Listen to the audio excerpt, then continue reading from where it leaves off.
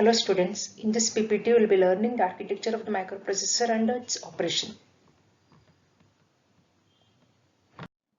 What's microprocessor? Microprocessor is a multipurpose, programmable, it's a clock driven and register based electronic device which reads the binary instruction from memory, which is called as a storage device. It also accepts binary data as input, processes the data according to those instructions, and also provides the result as an output.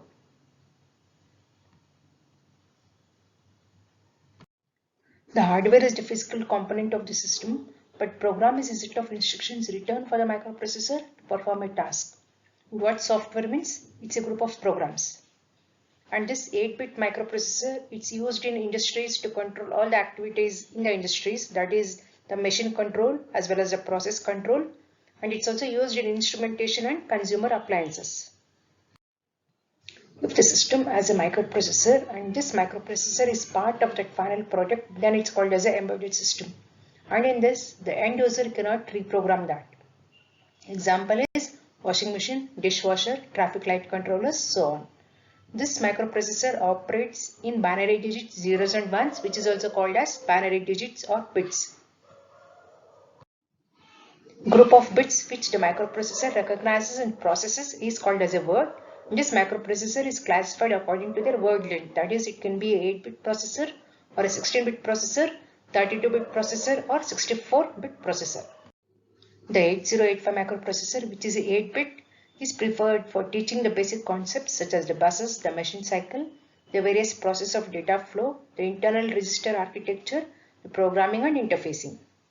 The 8085 microprocessor has a simple architecture as well as adequate or enough instruction set which helps in teaching the necessary programming concepts.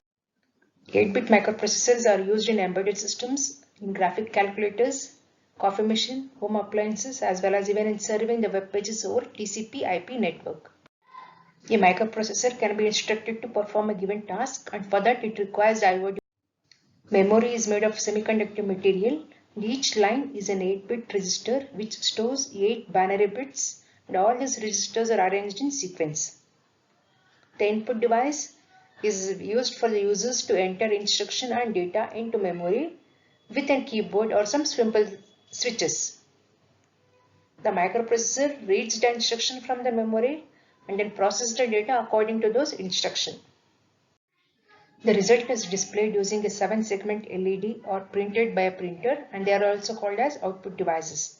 The CPU contains registers to store the data, the ALU to perform arithmetical logic operation. It also has an instruction decoder, the counter and control lines, and the CPU communicates with the memory input and output devices. A group of circuits called control unit is used to control the timing of the communication process. In the evolution of computers, first transistors were invented. Then in 1950s, integrated circuits appeared. This integrated circuit consists of several transistors, diodes and resistors all designed on a single chip. In the 1960s, the common IC was 7400 series. Small scale integration is integrating the circuits of a logic gate on a single chip. Medium scale integration is where 100 gates are fabricated on a single chip. Large scale integration is where thousands or more than 1000 gates fabricated on a single chip. Using hardwired connections, the logic circuits can be programmed to do different functions, and memory is a group of registers which is used for storage purpose. In this slide, we can see the evolution of Intel microprocessor. The Intel 4004 was the first 4-bit programmable device which was used in calculators. It's a 4-bit processor released in 1971, and it used LSI technology. It also had 2300 transistors and 640 bytes of memory. The clock speed was 108 kHz. Intel 4004 was replaced by Intel 8008, which is a 8-bit microprocessor. This Intel 8008 was again replaced by Intel 8080.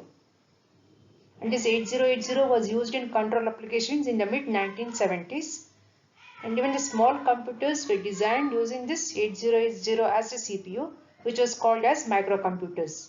These microcomputers were used as a programmable devices in control application.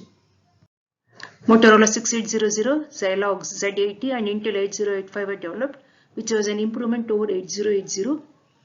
The Motorola 6800 was designed with a different architecture, but the instruction set was from 8080.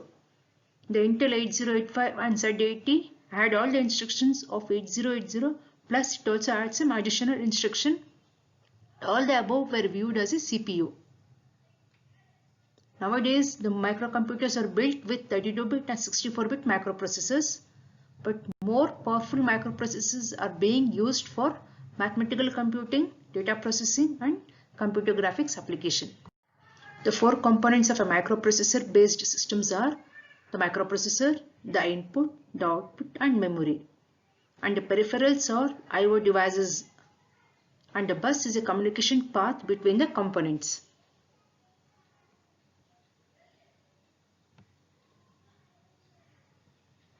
The microprocessor can be divided into three segments: the arithmetic logic unit, the register array, and the control unit. In this diagram, you can see the microprocessor, which has the three components: the ALU, the register array, and a control. The first component in microprocessor is the ALU, which is used to perform the computing functions on the data. It also performs arithmetic operations like addition, subtraction, multiplication, division, and even logical operations like AND, OR, and XOR. These operations can be performed using this ALU, and the results are stored either in registers or in a memory. The second component is register array, which has various registers which is used to store the data temporarily during the execution of a program. And some of these registers are accessible to the users through the instruction. The third component in the microprocessor is the control unit, which provides the necessary timing and control signals to do all the operations in the microprocessor. Along with that, it also controls the flow of data between the microprocessor, the memory, and the peripherals. The bit pattern of an instruction, that is zeros and ones, initiates a sequence of clock signals which activates the appropriate logic circuits in the ALU, and it's going to perform the task. This is called as microprogramming, and this is done at the design stage of the microprocessor. The bit patterns required for performing a task are given to the programmer in the form of an instruction set, and the programmer selects the appropriate bit patterns from the set for a given task, and these are entered sequentially in a memory through an input devices. And the CPU reads these bit patterns one at a time, initiates the appropriate microprograms to the control unit, and it also performs the task specified in that instruction. The input devices are used to transfer data and instruction in a binary form from the outside world to the microprocessor. So the input devices are the keyboard, a teletype, and analog to digital computers. The keyboard can be either a hexadecimal keyboard or an ASCII keyboard. The hexadecimal keyboard has 16 data keys, that is from 0 to 9 and A to F. Along with that, it has some additional function keys which is used to perform the operations such as storing the data and executing the programs. The ASCII keyboard is similar to a typewriter keyboard, and it's used to enter the programs in English like language. The output section transfers the data from the microprocessor to an output devices such as the LEDs, the CRT, it can be a printer, the magnetic tape, or another computer. Memory is one important component of a microcomputer where it stores the binary instructions and data and provides this information to the microprocessor whenever required. The memory has two sections. One is the ROM, the other one is the RAM, which is also called as read-write memory. ROM is read-only memory which is used to store programs which do not need any alteration. The monitor program is stored in ROM. This monitor program interprets the information which is entered through a keyboard, and it also provides equivalent binary digits to the microprocessor. RAM is random access memory, which is also called as read-write memory. This RAM is made up of registers, and each register has a group of flip-flops, and each flip-flop can store only one bit of information. And these flip-flops are also called as memory cells. The number of bits stored in a register is called as a memory word because one register can store 8 bits. If it's a combination of two registers, then it can store 16 bits. So the number of bits stored in a register is called as a memory word. And memory chips can be used to store the programs and data, and information which is present in read-write memory can be easily altered and read. And all these registers are arranged in a sequence and they are all identified by a binary number which is called as the memory address. This RAM is a user memory where the user can store his programs and data, and the monitor program monitors the EXA keys and stores those instructions and data in the read-write memory. When the microprocessor wants to communicate with the memory, the microprocessor should first select the chip, identify the registers, and read from that register or write into that register. And to do all these activities, the microprocessor requires an address bus, the data bus, and control lines. The microprocessor uses the address bus to send the address of a memory register. It also uses the data bus and control lines to read from or write into that register. The system bus is a communication path between the microprocessor and the peripherals. It's a group of wires which is used to carry bits, and the system bus is shared between the peripherals and the memory. The microprocessor can communicate with only one peripheral at a time using the system bus. The timing is provided by the control unit of the microprocessor. In microprocessor, there are three sets of communication lines called as buses. They are the address bus, the data bus, and control bus. All these buses together in a group is called as the system bus.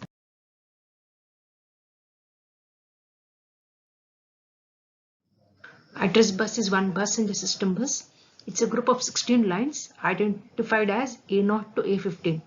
This address bus is unidirectional. That is, the bits flow in one direction from the microprocessor to peripheral devices. And each peripheral or the memory location is identified by an address. This address bus is used to carry a 16-bit address.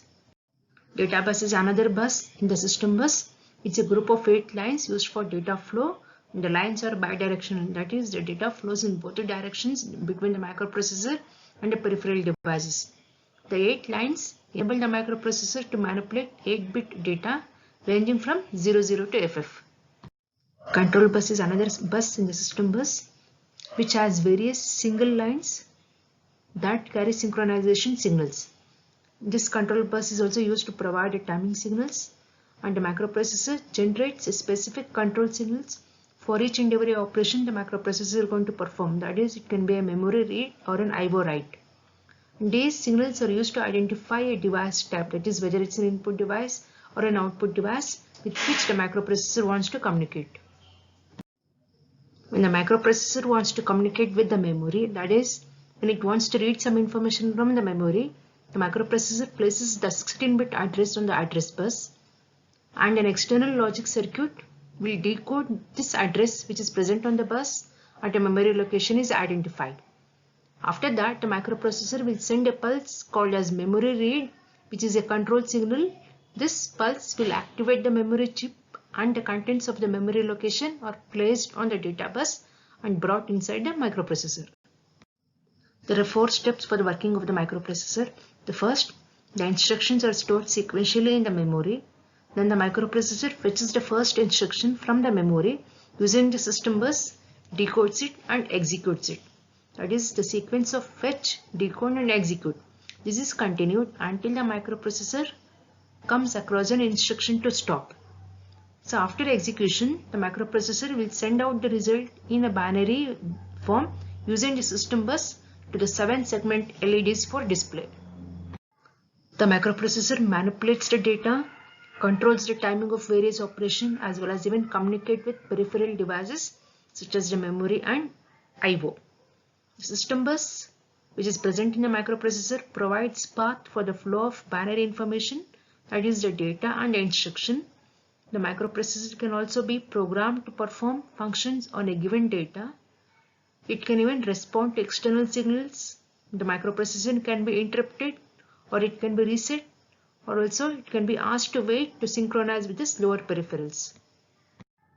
The 3 general functions performed by the microprocessor are: the microprocessor initiated operation, the internal data operation as well as the peripheral or externally initiated operation. And to perform these functions, the microprocessor requires a group of logic circuits as well as a set of signals called as control signals. In the microprocessor initiated operations, the microprocessor performs 4 operations. One is the memory read, where it reads data or instruction from the memory. The second one is the memory write, where the microprocessor writes the data or instructions into memory. The third one is IO read, where the microprocessor accepts the data from input devices. And the last one is IO write, where it sends data to output devices. So all the 4 are a communication process between the microprocessor and the peripheral devices. To communicate with the peripherals or the memory, the microprocessor should identify the peripheral or memory location with its address, transfer the data, and provide timings or synchronization signals. The operations that can be performed with data are storing 8-bit data, performing arithmetic and logical operation, testing for conditions, and even sequencing the execution of instruction, as well as storing the data temporarily during execution in memory location, which is called as the stack. To perform these operations, the microprocessor requires the arithmetic logic unit, the control logic, as well as the internal buses flow. 8085 has 6 general purpose registers, which is used for storing data during a program execution. They are B, C, D, E, H, and L. And these registers can be combined as a register pairs, that is B, C, D, E, H, L, which is used to perform 16-bit operation. These registers are programmable, that is, the registers can be used to load data or even transfer data by using instruction. Accumulator is a 8-bit register which is a part of ALU. It's used to store 8-bit data and as well as to perform arithmetic and logical operation. The result of an operation is again stored in the accumulator. The ALU has 5 flip-flops which are used to reset or reset according to data condition in accumulator and other registers. The microprocessor uses these flip-flops to check the data condition. There are 5 different types of data condition. One is the 0, carry, sign, parity, and auxiliary carry. Flag register is an 8-bit register which is next to accumulator. Out of 8 bits, only 5-bit positions are used to store the outputs of the 5 flip-flops. The flags are stored in registers and the programmer can examine these flags by accessing the register through an instruction. The accumulator and the flag register together is called as a program status word. The diagram is a register structure of 8085 microprocessor where there are 6 registers which are of 8-bit each and the accumulator is also an 8-bit. Then we have the flag register which is adjacent to accumulator, then the stack pointer as well as program counter which are of 16-bit each. Program counter is a 16-bit register used for sequencing the execution of instruction. It's also a memory pointer. This program counter is used by the microprocessor to point to memory address from which the next byte is to be fetched.